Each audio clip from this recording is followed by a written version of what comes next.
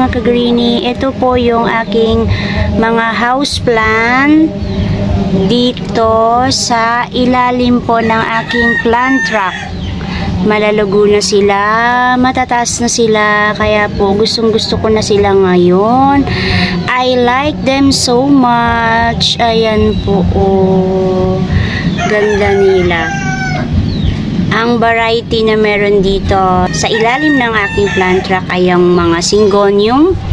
Ayan, oh, yung mga syngonium ko matataas na talaga. Before, mga hanggang dito pa lang sila kataas. Pero ngayon, ayan, oh, tumatama na sila dito sa bakal. Ito yung mga syngonium ko.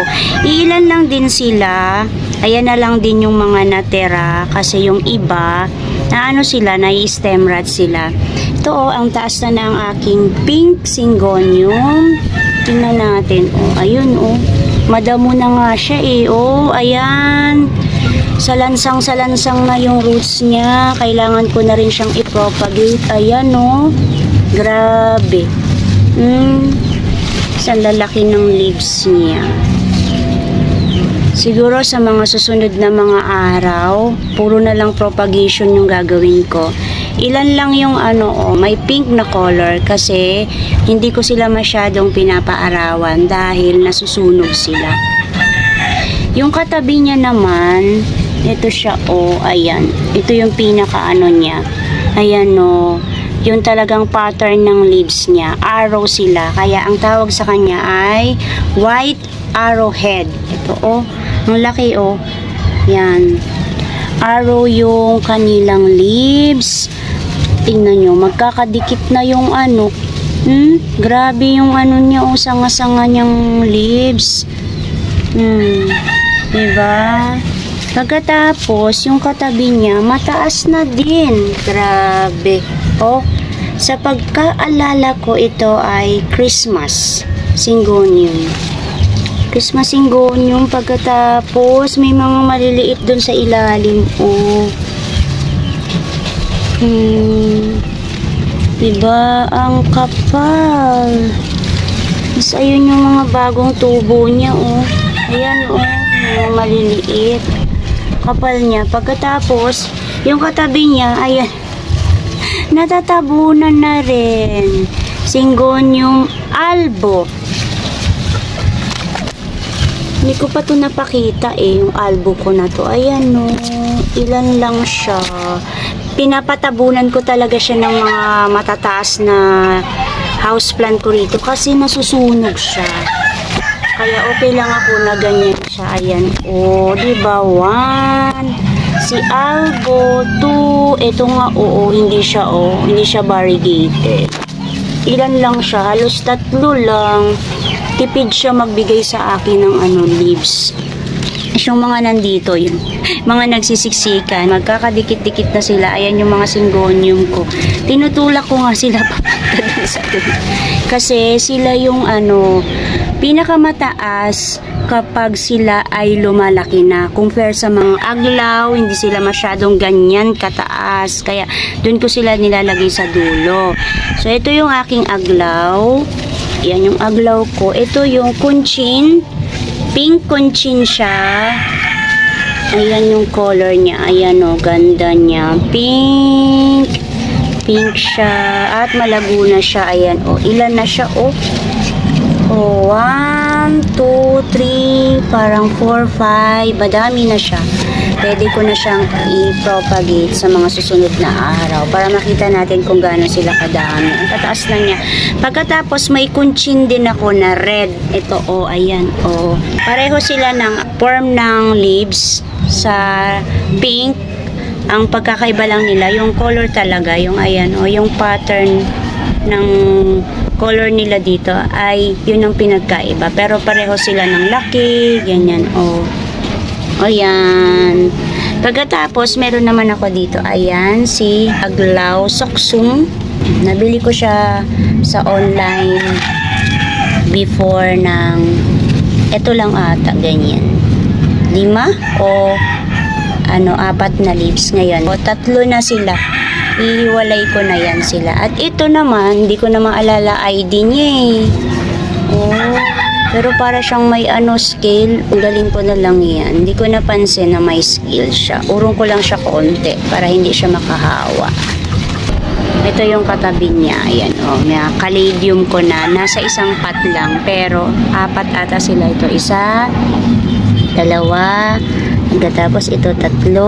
Kasi yun may maliit. 4. Kasi yan na lang natira sa caladium ko. Kaya pinagsama-sama ko na lang sila. Ayan grabe ang tataas nila. Tapos, andito yung aking philodendron. Ito hindi ko alam kung anong philodendron yan. Ayan ang laguna niya. Ayan Talagang propagation ng propagation na lang sa mga susunod na araw ang gagawin ko sa mga houseplant ko dito. Tapos, ito yung Brazil ko. Ayan gumagapang na rin yung Brazil ko. Ayan yung Brazil diba? Dami na niya. Nagpropagate na rin ako dito nagtusok na rin ako dyan ngayon ganyan na siya kakapal. Ito yung aking heart lip. Gumagapang na rin. Nagiging Brazil na nga yung heart lip ko. Kasing kulay na ng Brazil. Yung heart lip ko gumagapang na sila. Ay nako, makapal na. Kaya ipapropagate ko na sila. Ito yung aking seratum. Green seratum. Ayan, malaki na din siya. May bago siyang unfern na leaf. Ayan. Yan lang ang mga ko. Philodendron ko. Kukunti lang po. Tapos ito yung aking burley marks. Ang cute ng burley marks ko. Urong muna natin si seratum. Ayun ayan ang kapal-kapal na din. Ang laki na rin niya. Nabili ko lang din to sa Shopee ng maliit lang, konti lang. 50 pesos ko lang ata to nabili. Yan, ang kapal na niya. Katabi niya ay yung aking sahod yaman na hindi ko na alam kung saan papunta si sahod yaman. Ayan ko na alam kung saan siya papunta. Dito ka na nga lang. At saka ito naman yung aking mycans. Ayan cute din. Ayan dumadami na siya, gumagapang na siya. Meron ako ditong photos na hindi ko siya hinang. Ayan nandito lang siya. Mahaba na siya. Ayan. Ito yung aking photos ko na Manjula. Mahal din ito. Bumili ako nito ng leaf lang. 2, 3, ganon. Mahal siya. Kaya pinadami ko siya. Ayan. Madami na siya. Mahaba din siya. Gumagapang na siya. Kaya ipapropagate ko na rin siya para magkaroon ako ng maraming Manjula. Ayan. Malalaki yung dahon niya. Hawig din siya ng pearl and jade. Pero ito naman ay malalaki ang dahon. Dito naman tayo. Tingnan nyo yung bonsil ko. Nung nilagay ko siya dito, maliit lang siya. Pag nilagay talaga natin sa mas malaking pot yung ating mga plants, lalaki din sila. Pero wag natin sila bibiglain. Ayan, nahuhulog yung mga soil nila sa ilalim. Kaya ganyan ang hitsura. Ito naman yung aking Imaedrium. Mga monstera sila. Maganda rin yung Imaedrium kasi may mga ganyan din siyang pattern butas-butas din pero maliliit lang. Ayan ito may mga punit din. Ayan ang ganda. Ayan may malaking dahon. Bago lang to, mga unperm. Pag ganyan ang kulay, bago na. Pero pag ganito ay luma na. Yan, luma na siya, matanda na. At marami ako niyang propagation. Ito ayan mga propagation ko, yung mga nakapat. Sanga-sanga na sila. Ayun propagation ko yun. Ayan. Katapos, katabi niya nito ay Adansonii. 2 yung klase ng Adansonii ko. May sinasabi silang local. Dito lang sa Pilipinas. Ito parang imported. Kasi kakaiba siya Iba yung kanyang pagkabutas ng leaves. Compare dito. Adansonii din to. Pero iba siya payat. Ito yung sinasabing local. Ito naman yung sinasabing sa ibang bansa. Maliit lang din to, konti lang din to nung binili ko. Tsaka ang lalaki ng dahon niya, oh. Isang dangkal. Compare dito sa local, ayan. Maliliit lang yung tubo ng dahon niya. Ayan, oh, maliliit. Ayan, oh, hindi kalakihan. Pero malago na to. Ito yung unang-una kong Adansonii ay na konti lang din. Ayan, malago na. Malalago na sila talaga dito sa ilalim ng aking plant rack kasi nauulanan sila. Before kasi nandun lang sila sa shaded area ko. Hindi ko sila pinauulanan. At hindi ko rin sila masyadong pinapaarawan kasi ayan o. Kala ko kasi maaarte sila. Yung pala hindi naman. Nung sinaba ko sila dito, ayan, hindi naman sila nasusunog. Ang saya-saya naman nila. To, pararamihin ko na rin to, kasi, maganda siya. Ito yung aking photos, silver satin. Marami na rin akong propagation na nangyari dito. Meron akong hanging yan. Ayan, makapal na naman. Puro na lang tayo propagation ng propagation. At ito naman yung katabi niya, silver blue. Ano na rin yung silver blue. Yan, nangangapit bahay na rin siya. Ayan, ang kapal na rin niya. At ito yung aking esplendida. Ang dami na niyang anak. Pati dito.